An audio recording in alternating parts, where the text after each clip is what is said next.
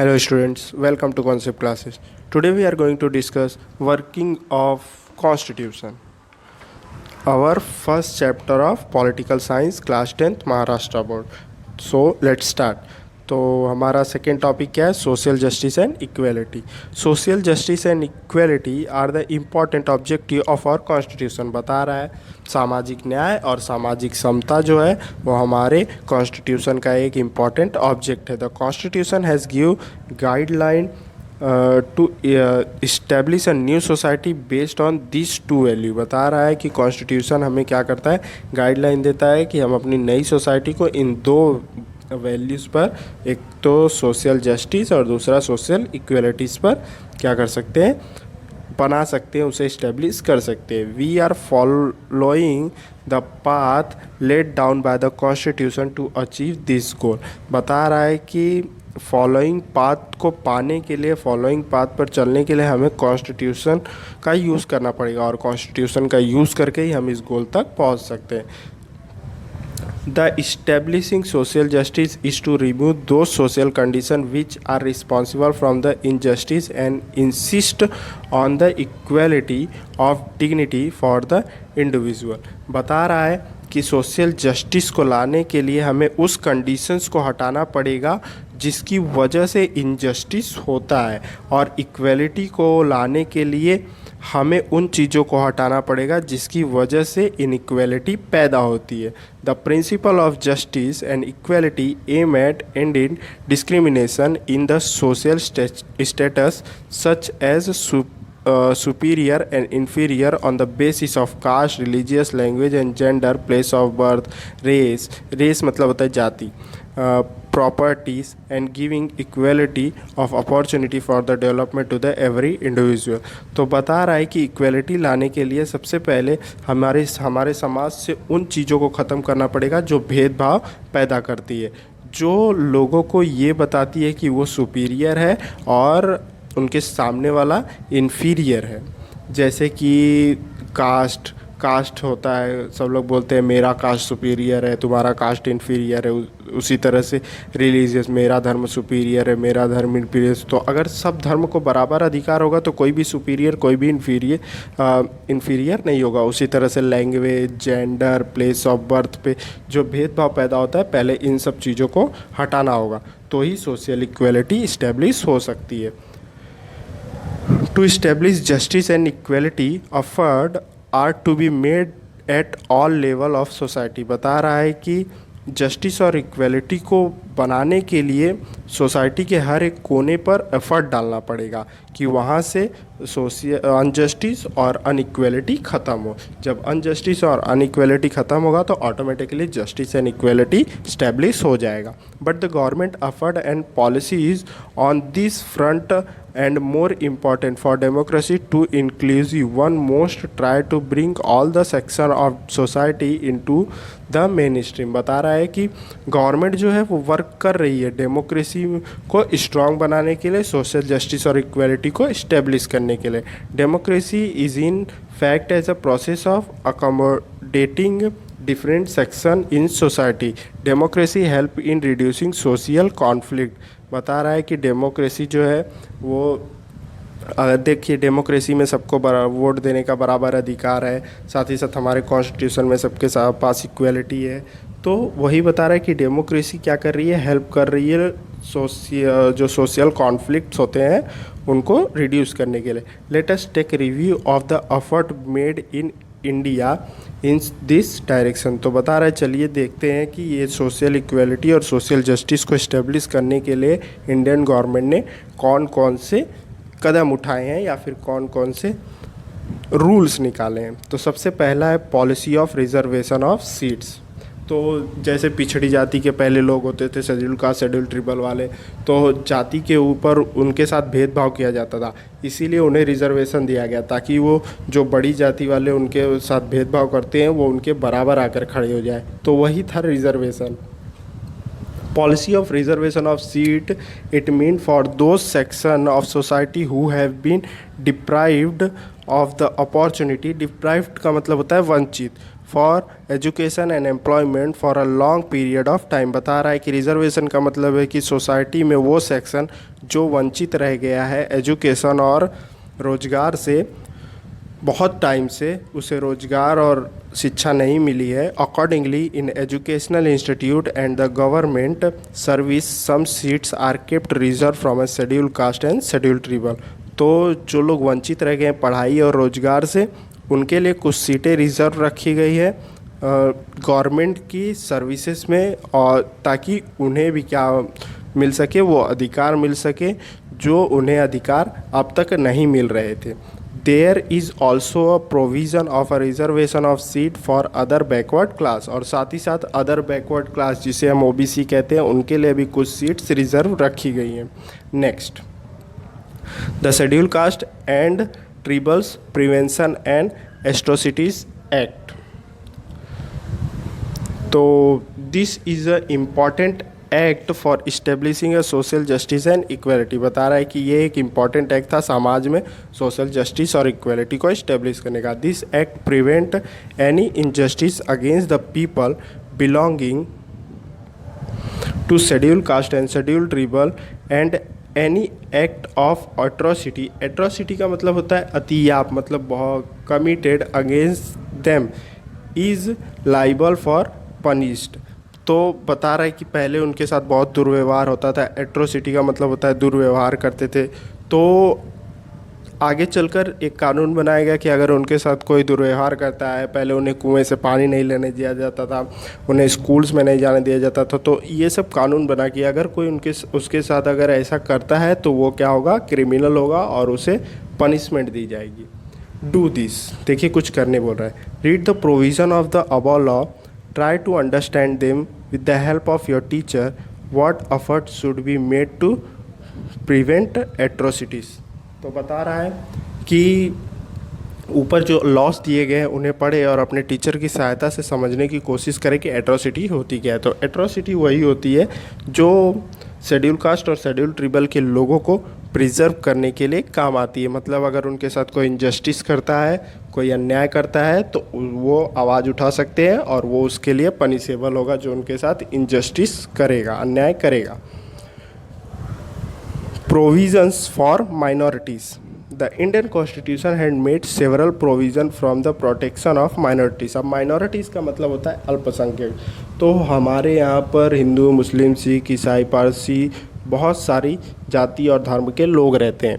तो जो धर्म के लोगों की जनसंख्या 50% से कम होती है वो आते हैं माइनॉरिटीज़ में। The Indian constitution has made several provision from the protection of minority. उसी तरह से जिस तरह से शेड्यूल कास्ट, शेड्यूल ट्राइबल के लिए रिजर्वेशन बनाया गया, उसी तरह से माइनॉरिटीज़ के प्रोटेक्शन के लिए भी कुछ लॉज बनाए गए। The government had adapted several policies for minorities to provide them the opportunity from education and employment. तो गवर्नमेंट ने माइनॉरिटीज़ के लिए भी बहुत सारे लॉज बनाए, रूल रेगुलेशन बनाए ताकि उन्हें भी अपॉर्चुनिटी मिले एजुकेशन और एम्प्लॉयमेंट में। The Indian constitution prohibits discrimination on the basis of caste, religious, races, language and regions. बता रहा है कि इंडियन कॉन्स्टिट्यूशन ने उन सब को बैन कर दिया जिससे भेदभाव होता था, और वो भेदभाव किसकी वजह से होता था, कास्ट की वजह से, रिलीजियस की वजह से, रेसेस की वजह से, लैंग्वेज की वजह से और क्षेत्र की वजह से। This is comprehensive provision from the minorities which is a fundamentally protected their rights to equality, freedom, rights against exploitation and cultural and educational rights। तो अब माइनॉरिटीज़ को भी ये सब राइट्स मिल गए, right to equality, freedoms, right against exploitation and cultural and educational rights. मतलब वो भी हम सबके समान हो गए, साथ ही साथ उनको भी आज़ादी मिल गई, साथ ही साथ वो भी आवाज़ उठा सकते थे अगर उनके साथ कोई एक्सप्लॉयटेशन होता था। साथ ही साथ कल्चरल एंड एजुकेशनल राइट्स, वो भी अपना त्यौहार मना सकते थे जिस तरह से सभी लोग मनाते हैं। Next, law related to women and provision for representation in the post independence period, effort were made by the empowering women। आज़ादी के बाद एफर्ट डाला गया वुमेन्स के एम्पावर को बढ़ाने के लिए, वुमेन्स को भी अधिकार दिया गया। Taking into consideration the problem of women, several policies have been adopted at a national and international level to remove illiteracy among women and to make available opportunity for their development. तो बता रहा है कि आज़ादी के बाद महिलाओं के साथ जो भी अन्याय होते थे उसके लिए अलग पॉलिसी बनाई गई। जैसे महिलाओं को पढ़ने नहीं जाने दिया जाता था, महिलाओं को घर से बाहर नहीं निकलने दिया जाता था, तो वो लोग बहुत इलिटरेट हो गए थे। तो इलिटरेसी को ख़त्म करने के लिए तरह तरह की पॉलिसीज़ बनाई गई, साथ ही साथ उन्हें और भी फील्ड में अपॉर्चुनिटीज़ दी गई, जिसकी वजह से महिलाओं का डेवलपमेंट हुआ, विकास हुआ।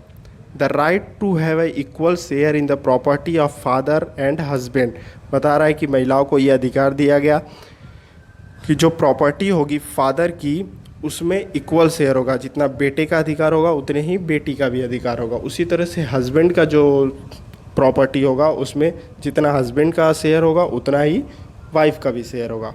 डॉरी प्रोविज़न एक्ट, डॉरी मतलब दहेज प्रथा, against sexual harassment, domestic violence provision act are some important provision which create a favorable environment from the protection of freedom to of women and securing their development। तो जैसे dowry provision act आया जिसमें दहेज प्रथा को ख़त्म किया गया। उसके बाद अगेंस्ट सेक्सुअल हरेसमेंट मतलब किसी महिला के साथ अगर कोई आदमी ज़बरदस्ती करता है तो उसके खिलाफ भी वो भी एक क्रिमिनल होगा। उसके बाद डोमेस्टिक वायलेंस, घरेलू हिंसा, जैसे महिलाओं को अपनी पत्नी को मारना पीटना, तो ये सब प्रोविज़न लाए गए जिससे महिलाओं की बहुत सहायता हुई और महिलाओं को भी बहुत सारे अधिकार मिले। In our country from the very beginning women have inadequate representation in the politics and political institutions. तो बता रहा है कि हमारी कंट्री में महिलाएं जो है वो बहुत पहले से ही पॉलिटिक्स में पार्टिसिपेट नहीं करती थी, उन्हें यह अधिकार नहीं था। Many country in the world have made effort to increase representation of women, बता रहे बहुत सारी कंट्रीज़ ने एफर्ट डाला अपने देश की महिलाओं को पॉलिटिक्स में पार्टिसिपेट कराने के लिए। For the prospective changes are taking place in India as well, और साथ ही साथ इंडिया ने भी क्या किया, यही किया, महिलाओं को पॉलिटिक्स में पार्टिसिपेट करने के लिए अधिकार दिया। The 73rd and 74th amendment reserve 33% of seat for women in local self government institution, बता रहा है कि जो लोकल सेल्फ गवर्नमेंट इंस्टीट्यूट होती थी 73rd और 74th अमेंडमेंट के बाद 33% सीट उसमें रिजर्व की गई, किसके लिए, महिलाओं के लिए। मतलब कि अगर 100 सीट है तो उसमें से 33 सीटों पर महिलाएं बैठेंगी। This percentage has been raised to 50% in several seats included Maharashtra, और महाराष्ट्र में 50% दिया गया महिलाओं को। मतलब 50 पर, अगर 100 सीटें तो 50 पे पुरुष बैठेंगे, 50 पे महिलाएं बैठेंगी। The national commission for women has been establish, similar commission has exist at the state level. Sorry, ये नीचे से पढ़ना था। तो अभी हम लोग बॉक्स को डिस्कस कर लेते हैं। देखिए क्या दिया है, the representation of women in Lok Sabha, Lok Sabha में वुमेन का रिप्रेजेंटेशन दिया है। तो देखिए 1951 से 1951 में पहला इलेक्शन हुआ था, उसमें 22 MP थी, फिर 57 में 22, 62 में 31। मतलब ये परसेंटेज दिखा रहा है कि जितने पुरुष थे उसमें से 4% क्या थी, महिलाएं। मतलब 100% में से 4%, 4.50% महिलाएं थी, एंड बाकी के जो बचे 96% थे वो पुरुष थे। देखिए ये धीरे धीरे इंक्रीज़ होता गया है, लेकिन 1977 में ये कम हुआ है, उसके बाद फिर इंक्रीज़ होता गया है। और 2014 में जो इलेक्शन हुआ था उसमें 66 जो सीट्स पर MP थी वो कौन थी, महिलाएं थी। और ये पूरे पार्लियामेंट का 12% महिलाएं थी। Read the chart and answer the following question, in which election year the number of women MP is minimum, which election year number of women MP is minimum. तो कौन से साल में कम है, 1977 में सबसे कम MP है women. In which election year the number of women MP is maximum. देखिए यहाँ पे 31 है, 43 है, 49 है, 66। तो 2014 में सबसे ज़्यादा महिलाएं थी MP. To prepare a pie chart with the help of information given in the chart of the women MP in the Lok Sabha election 1951 to 2040। तो ओके, चलिए अब हम इसका पाई चार्ट देखते हैं। तो देखिए, ये है आपका bar graph women representation in Lok Sabha का। वह आपके क्वेश्चन में बोला है आप पाई चार्ट भी बना सकते हैं और बार ग्राफ भी बना सकते हैं। तो मैं आपको पहले बार ग्राफ दिखा देता हूँ। पाई चार्ट बनाने के लिए बहुत सारे सोल्यूशन करने पड़ेंगे, उसको परसेंटेज में कन्वर्ट करना पड़ेगा। तो उसके लिए मैं आपको सेपरेट वीडियो लेक्चर बनाऊंगा जिसमें आपको पूरी तरह से समझ में आ जाएगा कि पाई चार्ट का सोल्यूशन किस तरह से किया जाता है, उसको किस तरह से बनाया जाता है। तो अभी फ़िलहाल हम लोग देख लेते हैं बार ग्राफ। तो बार ग्राफ में देखिए, वाई एक्सिस पे दिया है नंबर ऑफ़ वुमेन एमपीज, मतलब कि महिलाएं कितनी है, नंबर ऑफ़ वुमेन्स। और नीचे जो है आपको एक्स एक्सिस पे ईयर दिया हुआ है और यहाँ पे आपको परसेंटेज दिया हुआ है। तो देखिए, जैसे अभी 1950 और 51 का हम देखें तो 22 महिलाएं हैं। वो टोटल लोकसभा सीटों के कितना परसेंटेज है, 4.50% है। उसी तरह से 57 में भी लगभग 25 महिलाएं हैं जिसमें लोकसभा की सीटों का वो 4.45% है।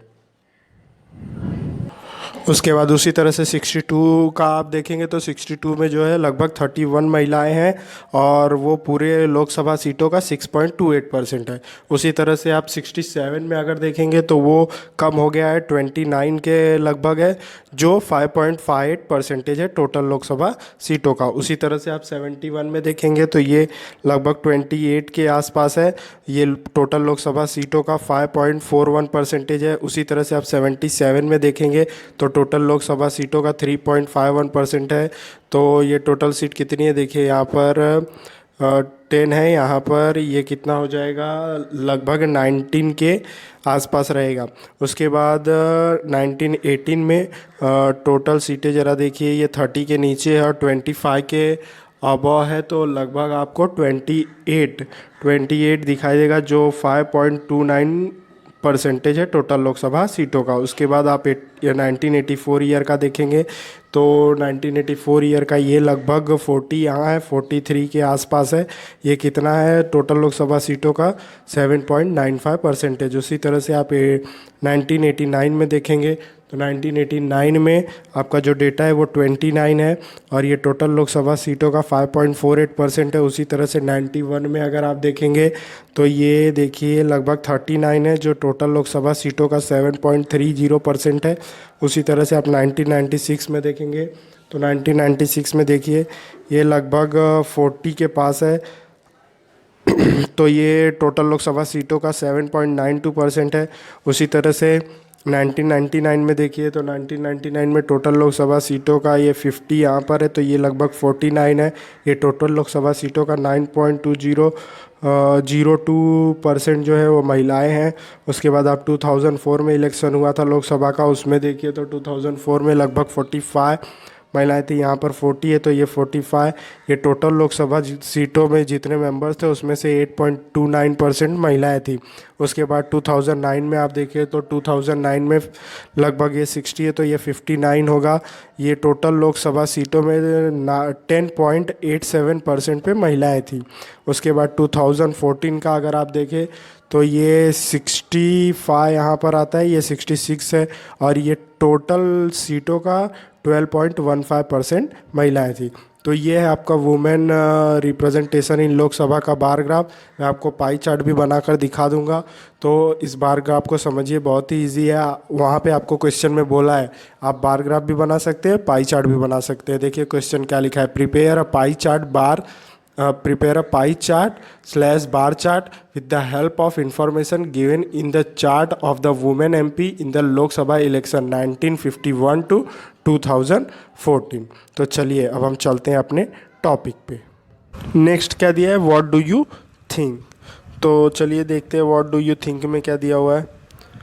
The visibility of women is a very low in public life. देखिए बता रहा है कि जो महिलाओं की दृश्यता है वो पब्लिक लाइफ में बहुत कम है, मतलब महिलाएं जो है वो फ्रंट में नहीं आती, फ्रंट में जो है वो पुरुष ही आते हैं, पुरुष ही वर्क करते हैं। तो बता रहे हैं if family structure, social surrounding, economical sector, political sphere become more open, women will get chance to participate in the decision making process that can be provide different direction of a politics. तो बता रहा है कि अगर इन सब चीज़ों को महिलाओं के लिए खोल दिया जाए, तो अगर महिलाएं इन सब चीज़ों पर वर्क करेंगी तो जो महिलाएं हैं वो एक अलग डायरेक्शन देंगी, एक अलग दिशा देंगी पॉलिटिकल प्रोसेस को। For this purpose women participate should be increase in a representative institute. बता रहा है कि एक नई दिशा देने के लिए महिलाओं के लिए इन सब चीज़ों को में महिलाओं का पार्टिसिपेशन ज़्यादा होना चाहिए और वहाँ पर महिलाएं ज़्यादा रिप्रेजेंटेटिव्स के रूप में होनी चाहिए। तो यहाँ पे हमारे पॉलिटिकल साइंस के पार्ट चैप्टर फर्स्ट का पार्ट सेकंड ख़त्म होता है। आई होप आपको वीडियो पसंद आया होगा। अगर वीडियो पसंद आया तो वीडियो को लाइक कीजिए, शेयर कीजिए, सब्सक्राइब कीजिए। अगर आपको कोई भी डाउट हो तो आप मुझे कमेंट करके पूछ सकते हैं। Thanks for watching.